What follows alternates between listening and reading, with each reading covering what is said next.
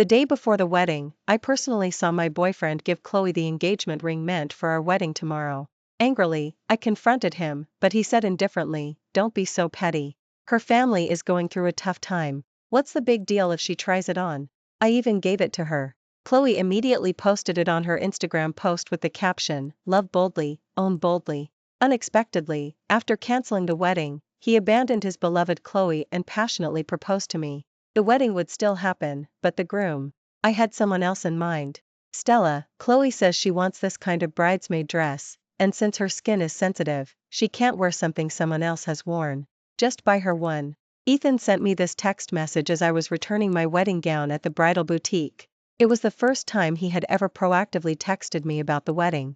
I should have acted like a fawning puppy, immediately replied okay, then quickly swiped my bank card and rushed to deliver it to Chloe. But ever since that day, when I personally saw him put our wedding ring on Chloe's finger, I had given up all hope.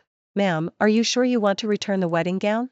I believe your wedding is tomorrow." The stylist's words brought me back to reality. "Please return it," I said.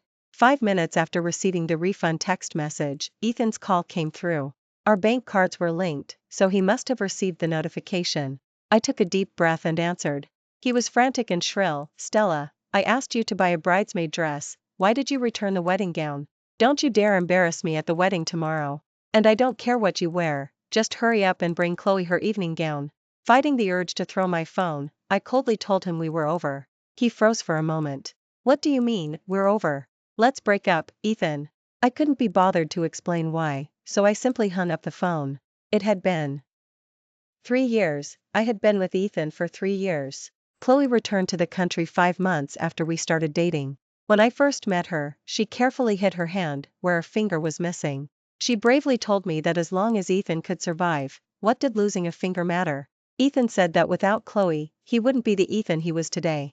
So, from that day on, we started a relationship of 3. A month ago, on Valentine's Day, Ethan told Chloe he wanted to marry me. Chloe tearfully hugged him. "Ethan, I bless you. You finally found your happiness." I, too, was moved, touched that my 3 years of dedication had finally paid off. When I was leaving work, Ethan leaned against his car, holding a box of chocolate cake, waiting to intercept me. Sure enough, it was my least favorite chocolate cake again. I rolled my eyes and walked in the opposite direction. He panicked, abandoning his pose, and immediately grabbed my hand, offering the cake to me coaxingly. "Stella, look what this is. It's your favorite cake. I'm here to apologize. How about it? Full of sincerity, right?" Cough. I coldly pushed the cake to the ground. "Only likes chocolate cake, and we've already broken up." Ethan seemed agitated, coughing a few times before he could speak. "Listen, don't make a scene. My parents are coming today. Let's go, we'll eat together. I booked a restaurant, and we can go over the wedding plans." I said. "We broke up. Are you deaf?" I shook off his hand, forcefully pushing him away. Sure enough, the next second, Ethan impatiently kicked the cake and stubbornly grabbed my arm. I didn't understand.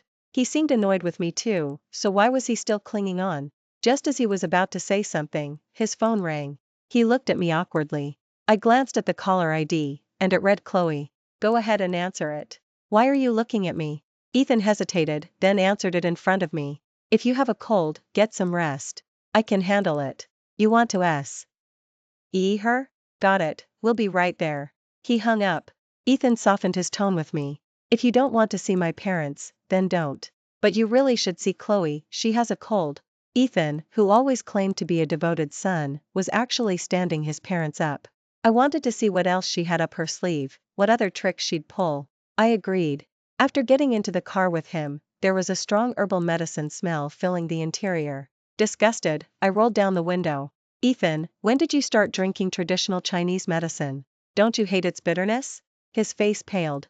"It's Chloe. She has a cold, so." It was too ridiculous. Last week, I got soaked in the rain buying his favorite artisanal pastries for him. I went home with a fever and sneezes.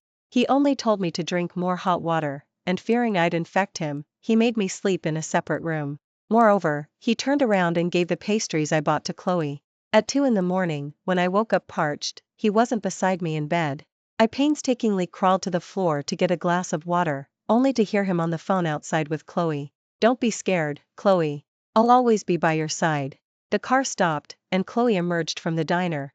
After a few days apart, perhaps due to her cold, her face was pale. She looked even more delicate and pitiful, inviting sympathy. She still cautiously tugged at my sleeve. Stella, please don't cancel the wedding, okay? Ethan finally found happiness. Whatever happened, it's all my fault. Can you two just get married? I looked at her with disappointment and exasperation. Did curing your illness abroad ruin your brain? What makes you think I have to marry him? What makes you think I'd tolerate a marriage of three? When parked the car and rushed in, Chloe had just been slapped by me. Stella, don't go too far. This has nothing to do with Chloe, it's all my fault. Of course it's your fault. As soon as I finished speaking, and also received a slap across his face from me. How laughable. They thought I, who had tolerated a three-person relationship, would also tolerate a three-person marriage. Just as the tension was reaching a boiling point, Chloe, whom Ethan had been protecting, stepped out to mediate. Let's not argue. Let's eat first, Stella, okay? Just as well, I was hungry too. When the menu arrived, Chloe immediately ordered the spicy seafood stir-fry. Ethan quickly stopped her. No way. You still have a cold, you can't eat spicy food. Listen to me, order something bland. Ethan didn't know that I loved seafood and spicy food. But for 3 years of our relationship, because of Chloe, I'd eaten bland meals. Chef, please make these dishes spicy for me. Ethan grew frantic. Stella, Chloe can't eat spicy food. Are you deaf? After all these years, don't you know Chloe's preferences? I suddenly found this meeting dull and pointless. As I stood up, Ethan frowned, glaring at me unhappily. How long are you going to keep this up? It's just a ring, it's never ending. When did you become so petty? Petty? So, refusing to share a boyfriend was called petty. I shook off his hand and simply left. The day he put the ring on Chloe, I happened to be out for dinner with friends. When my friends asked about the style of the engagement ring, I shyly pulled out a picture from my camera. I told them Ethan had taken the ring, and he would put it on me on the wedding day. My friends' teasing brought my vanity to its peak. It was at that very moment that Ethan took Chloe's hand. My friend awkwardly poked me. When the ring was placed on Chloe's ring finger, my mind went blank. Even then, I held back my tears and allowed Ethan to save face. Perhaps didn't care about the meaning of the ring, but Chloe understood. The moment the ring was on her finger, I saw the tremor in her eyes. Then, she posted an Instagram post with a picture of their intertwined hands, captioned, "Love boldly, own boldly." At the moment, I was so tired. I felt like I couldn't hold on any longer. It had been 3 years, this twisted relationship had to end. I should be glad that I didn't act impulsively and get the marriage license first. It saved me a lot of trouble. After mailing the keys to Ethan and changing the door lock, I breathed a deep sigh of relief. This way, we would have no further ties. I wouldn't have to constantly cater to Chloe's sensitive and fragile heart anymore. Ethan, who received the keys, once called me. On the phone, his voice was weary. Stella, do we really have to go this far? I told him firmly and unequivocally, yes. With a soft, sweet voice calling Ethan in the background, I hung up. I thought I was going to have my own life now. Before, my life revolved either around Ethan or Chloe, which caused my enthusiasm for work to always be low. My boss always held back my promotion applications. After settling down, I realized there was so much I needed to learn. Many potential deals that could have succeeded were carelessly tossed aside by me. I reconnected with clients and rebuilt my social circle. Leo, from my team, joked with me during a break, "Stella, you're getting married soon, but still working so hard? Ethan's studio is supposedly very profitable." I smiled and shook my head, calmly telling him that I had broken up and had no plans to marry. He seemed to breathe a sigh of relief, comforted me for a few moments, then went to the general's office. When he came out, he quietly told me that the general intended to promote me and that I should perform well recently. I thanked him and glanced at the general's office. When I first joined the company, it was Liam, the general, who mentored me. Although he was 5 years older than me, he was always willing to patiently teach me many things. It seemed our relationship had gradually faded after I started dating Ethan. A promotion? I would definitely seize this opportunity. The next time I saw Ethan, Liam and I were leaving a hotel after having dinner with a client. He reeked of alcohol and immediately moved to embrace me. Although I tried my best to dodge, his body was already lurching towards me. At that moment, Liam suddenly reached out and pulled him back. "Sir, please watch your words and behavior." Ethan was drunk, his eyes half closed as he scrutinized us. "Stella, I wondered why you had to break up with me. Turns out you've already found someone new." I laughed at him, calling him crazy and pathetic, and laughed at myself for having wasted so many years. He was eventually helped away by Chloe. As she left, Chloe gave me a resentful glare. Stella, you shouldn't be so harsh on Ethan. After all, he gave up the opportunity to study abroad for you. Chloe left, and I sank to the ground in a daze. It started to rain. I held out my hand to catch the drops, remembering that muggy summer year. It was the final year of my junior year, and the first month I was with Ethan. The scholarship for international students had been announced. There were 3 spots in total. Since I was at the top of my class, I secured one, but was just barely stuck at 4th place. We walked silently around the bustling campus quad for what felt like endless circles. Finally, Ethan hugged me tightly and said with difficulty, "It's okay, Stella. You go first, I'll follow soon." At the time, I felt a sense of relief and happiness. Just as I was packing for my overseas studies, my advisor told me that someone had reported my grades as fraudulent and my published thesis as plagiarized. My world fell apart. Despite my best efforts to prove my innocence, I still missed the opportunity to study abroad. "Don't be afraid, Stella. I'll always be with you." Ethan comforted me, saying he had given up his opportunity to study abroad just to reassure me. From that moment on, a deep sense of guilt towards Ethan took root in my heart. Later, he brought Chloe into my life. He said Chloe was his savior, and ex.I. I was his girlfriend. I needed to stand by him. He asked me to treat her well. "Stella, you shouldn't trap yourself. You still have a wonderful life ahead. Go ahead and cry. I'll pretend I didn't see anything, but you'll have to clean my suit." I didn't know when Liam had sat down beside me. He just quietly stayed with me. I forced a smile that was uglier than a cry and thanked him. He was right, I shouldn't trap myself. Neither in the past nor in the future. 2 months later, I got a promotion. At the celebration, Liam hugged me for the first time. I felt his strong heartbeat and my face flushed. He whispered in my ear, his voice deep and magnetic, "Let's have dinner tonight to celebrate." I mumbled a confused "MHM." All afternoon, I kept replaying the tone and look in his eyes when he said that. I even started to wonder if he liked me. Just before quitting time, Leo suddenly approached me mysteriously. "Someone's looking for you in the conference room." A woman, short hair, big eyes, a really pure-looking girl. I frowned, then stood up and put away my bag. It was Chloe, of course. Her face was tear-streaked, and as soon as she saw me, she hysterically lunged at me. "Stella, you've broken up with Ethan, so why are you still taking his money? Don't you know the landlord went to collect the rent for the studio today, saw there was no money in the account, and immediately threw out Ethan's paintings? You don't know how important those paintings are to Ethan. Hurry up and give us back the money." "Give back?" She sounded so self-righteous. I asked her what right she had to demand money. She immediately cowered, stammering that she was his girlfriend. I guessed Ethan hadn't given her a proper title yet, but he had already slept with her. But none of that had anything to do with me anymore. Since she wanted the ledger, I might as well settle accounts with her. "I bet Ethan never told you he sponsored a female student's education a year ago, did he? Here are her exp. Enzas for 1 semester. Take a look yourself." Artists always love to show off, especially Ethan.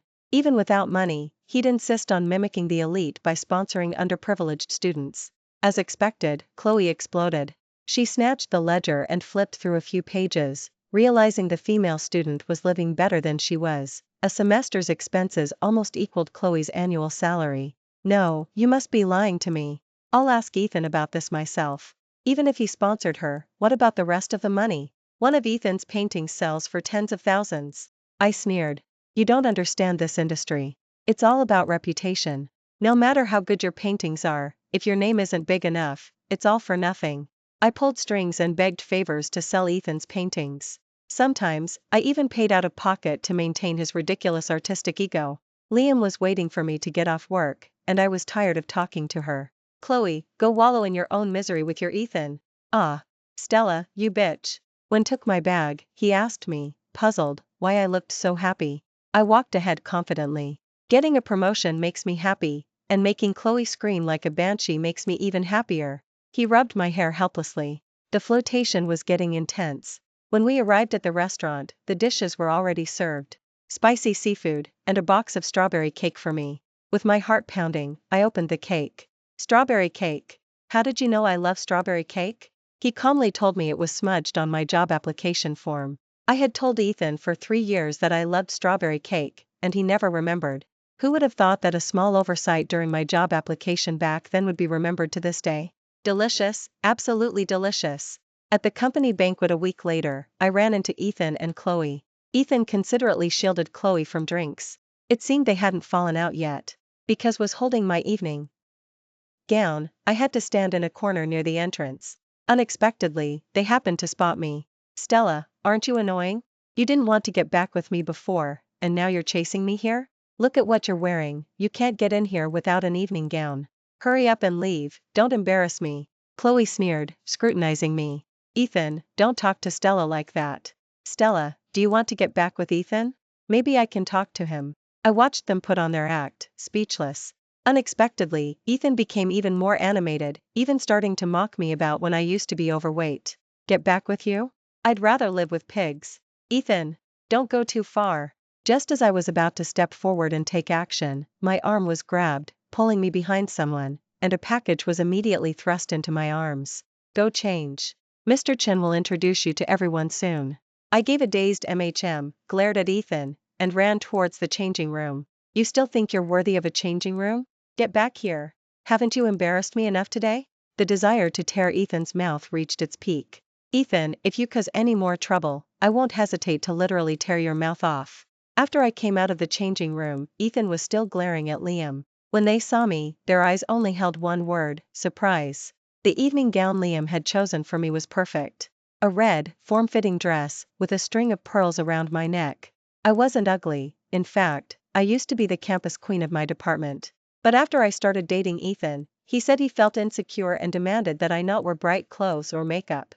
He complained that I was too thin, saying holding me felt like holding a skeleton, and forced me to gain weight.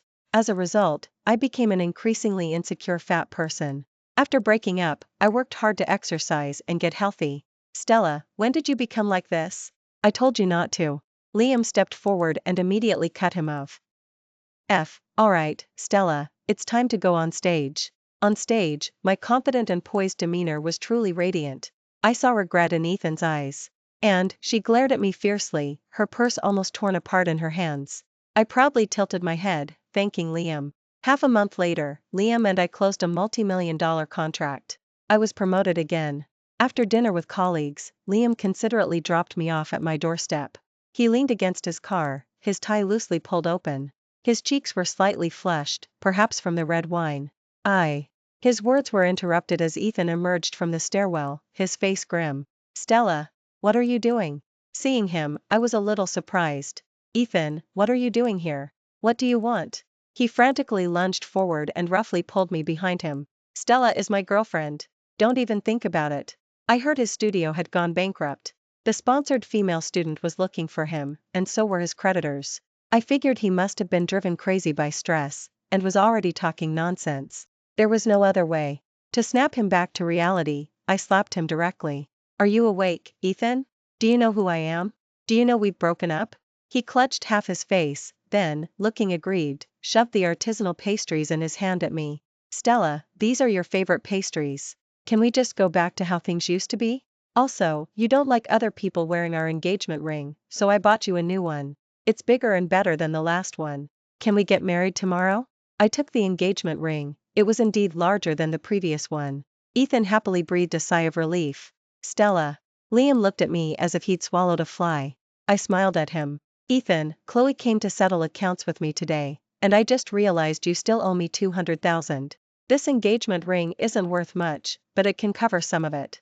Consider it repayment, now get lost. If you don't, I'll call the police. Ethan was about to say something else when his phone rang. It was Chloe. She said she felt dizzy and unwell. Stella, wait for me. I'll be right back. Ethan left, and I asked Liam what he had been trying to say earlier. He smiled and shook his head. Nothing. You should get some sleep. Ethan didn't show up that night. I wasn't very surprised. But Leo said he hadn't slept all night and had gone home at noon to catch up on sleep. From that day on, it was as if something clicked in Ethan. He came to wait for me downstairs from my office every day. Every time he saw me, he'd hand me the flowers he had prepared in his car. They were actually my favorite flowers, not Chloe's. Turns out, he had always known. More than the flowers, I enjoyed the expression on his face, wanting to be angry but holding it back, when I threw them at him. After throwing them a few times, he stopped bringing me flowers. He started proposing to me. When he arranged the candles into a heart shape and knelt before me with an engagement ring in his hand, I was stunned. A marriage proposal was too foreign a concept to me. My initial decision to marry him was simply based on a word from Chloe. As for a proposal? He had never even bothered. Stella, I was misled by Chloe before. I was wrong. I just hope you can give me a chance to love you again. Can you? My eyes welled up, and a strange ache filled my heart. I had fantasized about this scene countless times, but it had always been just out of reach. Ethan, it's too late. There's no possibility for us. It rained again, the downpour extinguishing the candles. The ground was a mess, and Ethan knelt in the rain. He looked at me with resentment. Stella, I'll stay kneeling here until you say yes. I won't say yes. Back at the office, a towel was placed over my head. Wipe yourself. You'll catch a cold if you're soaked. I clutched the towel, revealing a pair of pathetic eyes. Liam, I'm so cold. He actually pulled me into Hi's office and held me close. His body was so warm. Liam. Stella, you'd better not move. Liam, his voice hoarse, tightened his grip on me. After that afternoon of getting drenched, Ethan no longer insisted on reconciling with me but said he wanted to pursue me anew. He seemed like a changed man, somewhat frantic. After a month of him staking out my office, Chloe found me. She looked utterly exhausted, as if she'd aged 5 years. She said that after the banquet, Ethan had mostly ignored her, even stopped answering her calls. Furthermore, that day she had seen the sponsored female student leave his house. Chloe bit her lip, holding back tears. None of that matters, Stella. Ethan is sick. A few days prior, he was shamelessly making a spectacle of himself like a stubborn mule downstairs from my office, parading our old photos. He didn't seem sick then. Besides, it had nothing to do with me anymore. With a cold expression, I started to get up to leave, but she grabbed my hand. For the sake of him giving up studying abroad for you, please go see him. He's really sick. Damn it. Chloe knew exactly how to manipulate me. He'd better actually be sick. Otherwise, where is he? Seeing me relent, Chloe immediately stood up. Hospital. He's in the hospital. When I went to see him, doctors were just coming out of the hospital room. I immediately stopped them, puzzled, asking what his illness was. They shook their heads, their expressions somewhat regretful. How could someone so young get cancer? He has only 3 months left. Spend more time with him. Cancer? I was stunned. In my memory, Ethan had always been very healthy. Is that Stella? Cough, cough, cough. I composed myself and pushed the door open. Ethan was very weak, his face pale. How had he changed so much after just a few days? He tugged at the cap on his head and said with a bitter smile, Stella, I must look terrible, right? I'm sorry if I scared you. I shook my head and said it was okay. How could you? Ethan interrupted me, his eyes hollow. My body hasn't felt well ever since you left me. The heavy rain on the day of the proposal just triggered it. Ethan, who was always so spirited, now lay in bed, medical tubes attached to him, stripped of his dignity. A mix of emotions swirled within me. He suddenly grabbed my hand. Stella, fulfill one wish for me, please? Can we complete our wedding ceremony? Perhaps I should perform one act of charity, but I didn't want to. I'm sorry. As I pushed open the hospital room door, Chloe hastily put away her phone. In the lobby, a tall, sturdy figure stood, drawing whispers and discussions from young women. What are you doing here? It was Liam. Seeing me, he proactively took the bag from my hand. Chloe glanced at us, then found an excuse and left. Let's go. I came to pick you up. I wasn't in the mood, not speaking a word the entire way. Just as we were nearing home, Leo suddenly called me. Stella, check X, Twitter. You're trending. While I was still puzzled, Liam had already opened X, Twitter. I never expected to be a top trending topic one day. The video showed clips of me and Ethan together. I never realized we had done so many things together. Finally, there was Ethan's medical diagnosis report from the hospital, along with that quote he had said. If I weren't the protagonist, I would definitely have liked such a love story. The comments from netizens below were equally gushy with emotion. So touching, marry him, okay? Don't let him have any regrets. Why? I feel like she doesn't really want to marry him. Liam's face was grim, but I calmly analyzed it for him. Chloe posted it. Is she trying to extort money or genuinely trying to bring Ethan and me together? Stella. You really? Liam grew anxious. I suddenly looked into his eyes, seeing him lose his composure for the first time. He said, regardless of Chloe's intentions, I was now tied to Ethan. If I disagreed, online harassment would destroy my currently. Faye. I calmly asked him if the higher-ups had given any instructions. His face stiffened, and he let out a long sigh. Liam, do you like me? He dared not meet my eyes, his face flushed, and he nodded mutely. I suddenly thought a blushing Liam was incredibly cute. When did you start liking me? He paused. What? When did you start liking me? I stared intently into his eyes. After a moment's hesitation, Liam spoke again. It was at school, during that debate. You guys won. That's when I started to like you, but then, I was blind to get involved with Ethan. No wonder. I had been so half-hearted about my work before, slacking off so much it was embarrassing. He had actually put up with me, and even after I came to my senses, to encourage me, he specifically asked Leo to say those things. Stella, now is not the time for this. I'll find a friend and ask if we can take down the video. I swallowed the rest of his words whole. His lips were so soft. Stay at my place tonight, okay? His face flushed. He persistently asked if I was just teasing him, looking for comfort because I was upset. Before taking off his shirt, I asked him, what if I am looking for comfort? Liam's hand, fumbling with my buttons, paused. When he looked up, he gave a pitiful kiss near my lips. It's okay, if it can help you. Pfft. So silly. For the sake of my perfect first experience, I still told him the truth. Of course it's not comfort. It's because I like you too. He was thrilled, and I didn't stop that entire night. The next day, my voice was completely hoarse. Online public opinion, as Liam had predicted, had now escalated into me abandoning my seriously ill boyfriend. At the same time, it was also dug up online that, in college, my boyfriend had given up his scholarship for me. Suddenly, I became the bitch everyone online was railing against. The senior management at the company hadn't called me in yet. I thought it might be because of Liam. Perhaps because I hadn't reacted, someone got anxious. Before closing time, a crowd of people surged into the company. At the center of the crowd was Mrs. Miller, Ethan's mother, and Chloe, holding a camera and live streaming. Stella, my dear daughter-in-law, Auntie begs you to go see Ethan. He refuses treatment if he doesn't see you.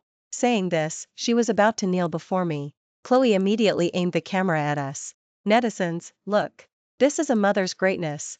I watched their charade with a cold sneer. Fine, since you're here, don't leave. I grabbed Chloe by the hair. When you snatched Ethan away, weren't you all about love boldly, own boldly? Now that I don't want him, haven't you owned him yet? Chloe, infuriated, retorted, you're talking nonsense. I never snatched him away. You're the one who didn't want Ethan, you're the one who abandoned him when you saw he was sick.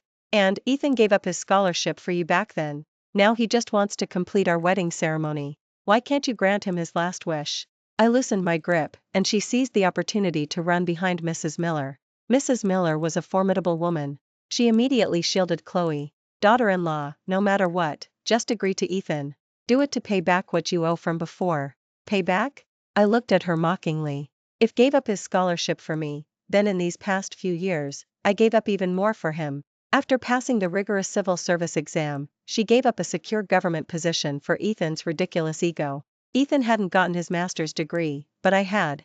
Just because he said he didn't want others to think his wife was superior, I pretended I hadn't passed. I broke ties with my parents for him. And now she was telling me to pay a debt. My face flushed with anger, I pointed at Mrs. Miller, about to defend myself. Enough. Stop this. I've decided not to marry Stella. Don't force her. It was Ethan. I didn't know when he had arrived. He looked even worse than a few days ago. My son. You're so pathetic. Why won't you be with Chloe? You insisted on being with her back then. I told you she was bad luck for men. Ethan impatiently cut her off, then apologetically said he was sorry to me. He said he didn't know this matter would have such a big impact on me, and that he didn't know his mother would come. After speaking, he forcefully dragged the two of them away. Wait. Who told you he voluntarily gave up his scholarship back then? Wasn't it that he simply didn't get accepted? Liam returned, blocking their way for me. Ethan's face stiffened. Stella, we will never bother you again.